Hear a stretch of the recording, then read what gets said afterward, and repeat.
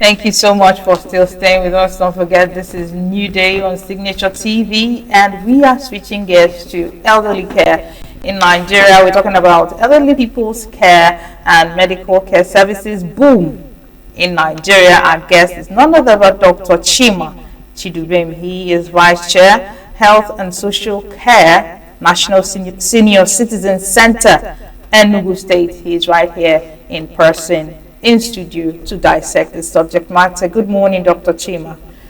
Happy to have you here again. Good day, Chi. You're more like, it's a pleasure. You're more like family. Oh, really? Your family now. I see myself as one, actually. It's interesting. Yes, thank you so much. You're welcome. So we're talking the elderly, and just before we went on air, I was intrigued about you being the Vice Chair of National Senior Citizen Center, Enugu State. You know, I would think that someone holding your position should be at least middle-aged, but here you are as the Vice Chair. Tell us about this center. What's their mandate? What has been the impact? What has been your experience as the Vice Chair? Everything. Thank you so much. I didn't think we'll start from there, but it's proper. Thank you very much, and happy birthday. Oh, thank you. Thank you so much. Yes, you've been doing a lot in awareness, and we are grateful. Thank you. So at the National Senior Citizen Center, this is an establishment under the Ministry of Humanitarian Affairs that was brought up by the then President Muhammadu Buhari. So he established this parastatal, this agency, to look after the elderly. Now, you will agree with me that all over the world, a lot of countries are taking our senior citizens very seriously. Now, I wouldn't want to put it that our nation has not taken our senior citizens very seriously. I wouldn't want to put it that way, but it may cut across. So, that agency, having seen the plight of the elderly, was set up and mandated to take care of every single thing that has to do with the welfare of elderly persons. Now, you will agree with me that the entire country is elderly. What do I mean? You and I will get there someday, very soon, however soon. The days are flying. So, what does the nation have as a plan after our youthful days to have that? So, looking at me, the mandates, we have a new governing body in Enugu, and chaired by Pastor Emma Chukuma. He is the co-chair one for Enugu State. And the mandate was given to us just May of this year. Of this year? Yes. So you're pretty young. Pretty young in the service. But we are not young in activities. I understand. We are not young in the things we have come to do. Okay. But let me put one down. As we speak currently, we are working vigorously to bring up the Elderly Persons Act. We'll talk about that just in a few. Just hold that thought. Hold that thought. Now, you said this is the organization inaugurated by President Buhari, was to care about everything that has to do with welfare of the elderly. Question is, who are the elderly?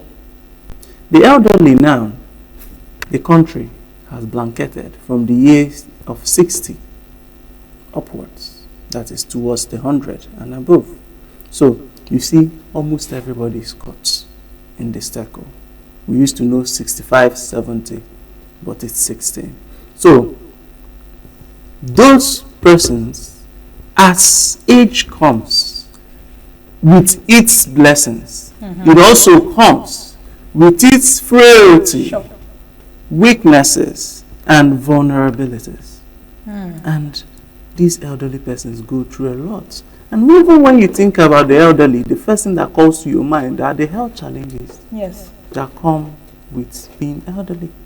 The brain has functioned for a very long time and is beginning to retire. That's when you talk about brain atrophy. And it must happen. The brain is shrinking, it's getting old, just like the skin wrinkles.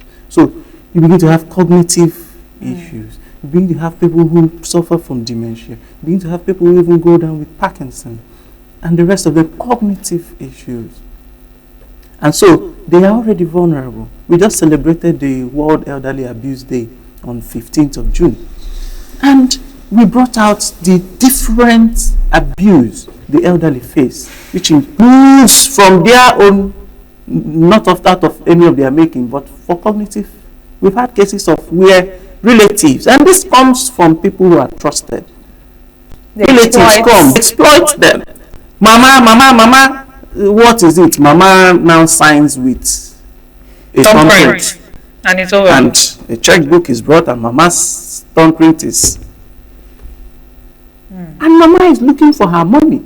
She's told she wants to get 100,000 and she's told she only has 3,000 naira. Mama is saying, how? And person that has exploited Mama is searching for the money with the woman. There are so many things. Let's talk about the scope of your work. You just mentioned the health aspect, angle, and does it also cover feeding, housing? I mean, this care, this welfare, does it cover, what's the scope generally? Yes, that was why I mentioned the Elderly Persons Act. Good. Now, we are working vigorously in Enugu State to domesticate the Elderly Persons Act. This act has been down since 2019. It says that the elderly persons should receive monthly stipends. From the government? From the government. Aside pensions? It's not new, Chigi. Aside pensions? Aside pensions. There are stipends that what this means, Dr. Chima, is that the government should have some kind of an idea of a registry. Exactly. So even as do we have that? Yes. Even as we speak, we are. Of course, most of those registries have become obsolete. So it needs to be updated. Yes. Even as we speak, we are working on updating those registries to capture the real elderly persons. How do you do that? You expect families to come and register their elderly? You can't even wait because some of them can't move. We go into the communities. We have local government focal persons who help us to engineer this. And we at the state level move down ourselves to various communities. Communities by community, we give awareness. Those who can come to us, come to us. Those who have not, we move to them. We form the right registry. Now this agency, from time to time, provides grants. This is information that should be out there. Grants for the elderly. Now what would they do with those grants? They have health challenges. Some of them need to go for surgeries so that they could be able to move, knee replacement surgeries, and the rest of them. They can fund it. That brings us that to every elderly person should have something that identifies them. You believe me now, when you mention pensions, it's only those that have worked for government. Yes, it's for those who have worked for government. Numerous persons in the private sector. At least those who have worked for government, they are captured in the system. They are captured in the system. Now, how good are the remunerations? How many of them are paid often and as should? There are some of them, countless number of them. It's good we're talking about this. I know in Enugu State, I have a close relative that his pension was stopped because of verification issues. Long story. And it's been difficult trying to get him back. Since January this year, he has not been paid his pension. We're talking about an 81-year-old man. In fact, we had a case that was about 2 weeks ago or thereabout, where the chair himself stumbled across an elderly woman.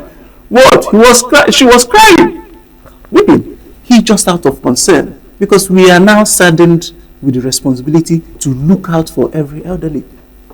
What is the problem? My child, I'm just getting to the local government and I'm being told that the verification is over. They've moved over to another place. I didn't know. I just got information.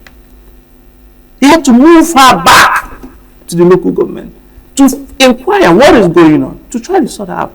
There are so many things. And that is, she has no children anymore. Leave it. So you see what elderly people go through. Now we haven't now talking about the high yield ones. What about these pensioners that go to register for their pension, verification, even enroll or some whatever documentation, and there are no canopies even for them to have a seat under? Is there no way that the process can be made easier for these people, for our elderly? That is why we are here. Now we have dropped every single activity we are doing because we've also pursued. We are in talks with the health coverage, universal health coverage, I was even both going of to any get to that. state, yes, and the National Health Insurance Authority. We've established engagements. We are vigorously working to see how elderly people, not just persons who have worked for the government, will be enrolled and catered for. Now we are having hitches. Who is going to pay their premium? Because you have an amount of money you have to pay in per year. We will work and get towards that. But we have realized that the bone of contention is that there is no law backing this up, operating in our state. Just recently, Abia State passed that law. I'm sure you must have seen it. So it's a good precedent. Exactly. So what does it say? That they're entitled to stipends, they're entitled to health coverages, they're entitled to homes, provision of homes. I was going to get to that, the scope. And various livelihoods, which is what they should have. You go to various countries, the elderly, that is why we call them senior citizens. They are seniors. What do you do with your senior? You respect them. You take care of them. So there's quite a lot. All right, interesting. Now, I was touched with your story about the elderly lady that your principal met with and tried to help. You know, she's one of many. One of them. And I'm sure that there are some people that are watching now and they are saying, oh, I can resonate with this, maybe my dad, my mom, or my uncle. What can they do? For example, I did tell you about the story of the 81-year-old man whose pension has been stopped since January. Several attempts to the government house to see how, because everything has moved back, to see how it can be, rectified, has not succeeded for over 6 months now. Knowing that your organization exists, what can this person do, or a relative of this person do? Yeah. Reach out to us. Okay. We will pick your case. We will plead your case. Now, you will understand that when we plead cases one by one, it's not going to help anybody. Yes. So, which is why, like I told you, all our focus, all our energy. In fact, we have penetrated the State House of Assembly as we speak. No, it's important so Yes, that the relevant policies can be passed. Yes, the papers, the documentations, they are all down. Are they moving as copy? They as are they moving. should? Yes. We have more engagement meetings to do. And before you know it, you start hearing about some public hearings and so on. We are even moving to beg His Excellency, our good governor, who is doing so much in Enugu State, to make it an executive bill. That would be nice. An executive order. That doesn't need to take so much process and bureaucracy. Sure. That the elderly, they are suffering now. They are.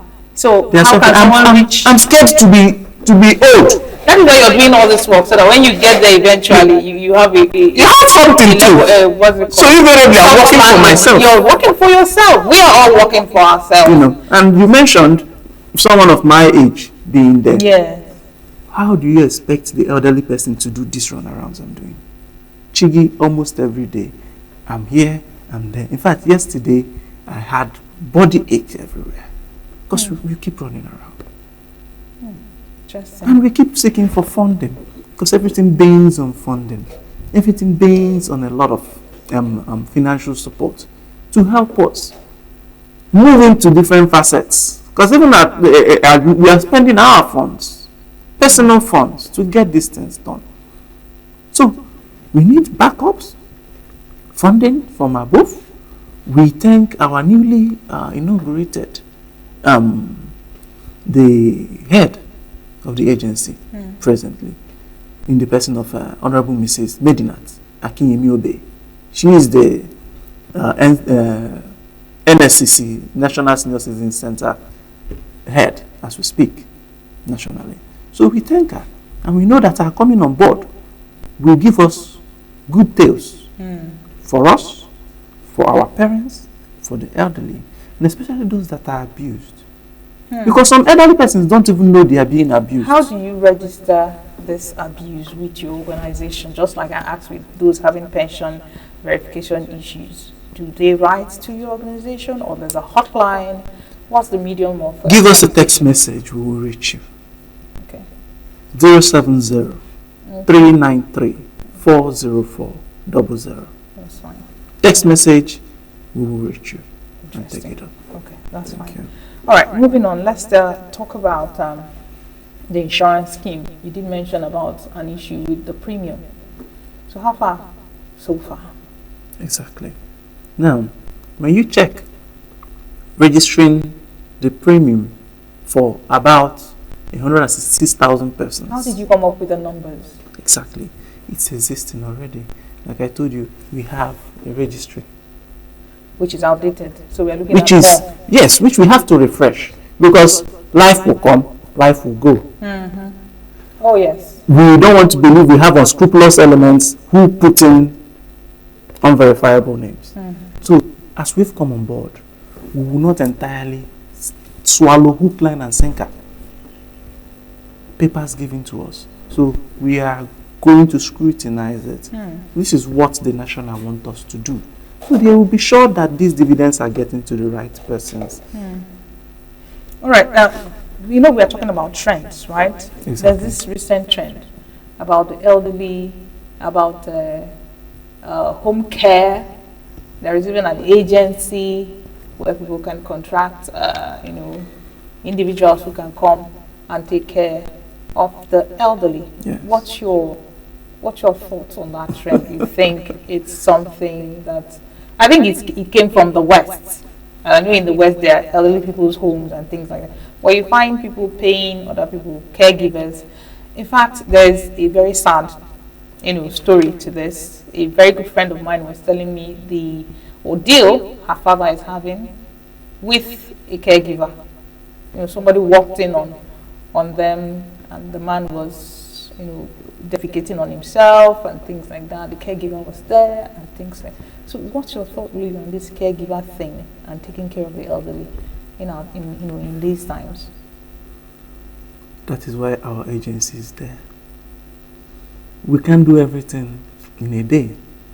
But just like I heard one of the prominent politicians say, that when you say you're heading to Onitsha, you're heading to Port Harcourt, people want to see you on the road to Port Harcourt. Not that one going to Maiduguri, not Nsukka. So, the agency at National Senior Citizen Center is fashioning out a way to give guidelines, because there is proliferation of home care service and home caregiving and caregiving training in general. So there needs to be regulation, and those regulations, we find a way that reports will be given to us. We have people who go for appraisals on the field, and you don't know when they'll stumble into you. You have somebody that will call you immediately and tell you, switch to video call, I want to see what's going on there. And if you delay us by less than 10 seconds, you're out of the job, which means something is fishy. And we don't have enough time to go looking for what is fishy. You leave the system. And if we probe further and we find really something is wrong, you're in for it. That is why the act should come in, domestication. So, someone will asked me the other time, is there a boom to it? Is there a boom or a boom? Or a boom, kum, boom? Because you have a lot of our people traveling out of the country, including medical personnel. Yeah. In fact, I wouldn't say who wouldn't, but then the country is difficult. It's so hard to survive. So people are looking for greener pastures, and the struggle for humanity is about interest. It's about survivorship. Who survives the best? Where will I survive the best? Where will I thrive? So people are moving. And when they move, I've always told people that we must make our country better, because there's no way you carry your entire kindred with you. That's right. You can only take your immediate family, or probably your parents, or a few of them. You can't carry as much as your village to another country. So what happens to them if you're a good person, if you care for them? So what must you do? You must make the place palatable. So the doom is that we have the elderly persons being left alone all the more. Now, in Nigeria, because of the financial incapacitation, I would say, the financial vulnerability of a lot of us. I'll say a lot of us because all of us, you just said recently, the federal government has said that anybody earning below 250,000 is what? Is poor. How many persons earn 250,000? So we've agreed that the nation is poor. So how many persons will be able to contact or contract private caregiving? Because a worker has their wages. Yes. Can they afford to pay? The transport alone from a particular place to a particular place, how much does it cost? What will it now even cost to add bringing the person to stay domiciled in your residence and live there? Is that no more cost? They've forgone their home. What will it cost to feed your elderly and that person as well? These are cost mountain. So you see, the only time people request for caregivers, people don't even go for caregivers as such that are trained now. They just say, but I don't know mad. So some people looking around the villages, families looking for how to survive, that want to send off some of their wards. He's not trained in taking care of the elderly. How to clean, how of dental care. And all what training. Do they have the milk of human compassion? To even, the patience. Exactly. The training tries to imbibe the patience and compassion in you. So imagine someone that has not even gone through any of the panel beating, the paneling. So the elderly, there's a whole lot. You know, is there any plan in the pipeline, maybe in conjunction, because you said a lot about collaborating with the Enugu state government and the House of Assembly, you know, stakeholders. Is there any plan in the pipeline for establishing maybe a government-owned elderly people's home in Enugu, where patients, not just the elderly, but the elderly with, you know, some kind of terminal illness like dementia, you know, Parkinson's, where they can be properly taken care of, and where the pricing or the cost will be subsidized? Is there any plan like that? Because it's difficult, no matter how you, of course, the love for your parent is there, but how do you take care of your parent when he or she has dementia? You're not trained for that. You're not ready for that. So what's the plan, even if it's a long-term plan, you know, for that arrangement in Enugu State? Good. Now, I'll thank His Excellency once more, because I know he's moving a step in the right direction. And we hope to see when we will be able to sit down, synergize, because we need that synergy with the state government. Recently, a board was set up for management of social homes, chaired by Her Excellency Mrs. Nkechi Nyeremba. That is co-chaired also by Professor Christian Nike. Now, that shows that they have an interest in that direction. Yes. Now, we as an agency are also poking them to see that we also have like minds. So that we, because whatever, you cannot be able to fund more than the government. Yes. So funding is key. And then law backing this up is key. So we believe by care of these social homes, new social homes will spring up. There is one, in fact, which I believe that was the center piece for the appointment of my principal, Pastor Ima Chukuma. He is a pastor, and he has set up, he has built, with both help of support and congregation and everybody, built a home for the elderly. Chigi, if you step in there, you'll be marveled as it is. So even then, that elderly home, they are towards the roofing stage. It's been heavily difficult, and I will be with him. He will keep receiving calls. Hi, I'm in Canada. Please, I'd like to bring my mother. He say, we are not done yet. Hi, I'm calling from, I'd like to bring my father. We are not done yet. And you can't give false hope to persons. This is a home that even has the provision for elevators for the elderly. That is how sophisticated it is. I wish you could pay us a visit sometime. We will. So, all this and more are being done already. So you see, he already has something running. And being in this very position that will enable him to reach out to various agencies and have a name to himself that will allow him in. Wow. We believe that that home will be completed, at least the one we are seeing, with the help of government and well-meaning persons. So we begin to house people. Because even when you go to the ones we have in Enugu, St. Paul's home, run by missionaries and so on, it's filled up. They reject people. How much can they take? They can't take the entire state. And we have a lot of elderly persons. So we need to get these elderly persons because we cry each time we move into the hinterland. And you see that even the elderly persons, you carry bags of rice, and you know social media is all about showcasing. Sure. And you carry it and then you brandish and so on, and you drop it for them and you think you've done well and you go home. Someone gets into their abode and takes it away. We've done nothing.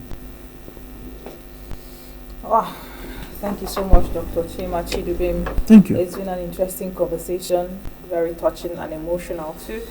One more time before we let you go, could you reel out the number, the phone number, the hotline? Just a text message. Text message. 070 Right. 393 404 00.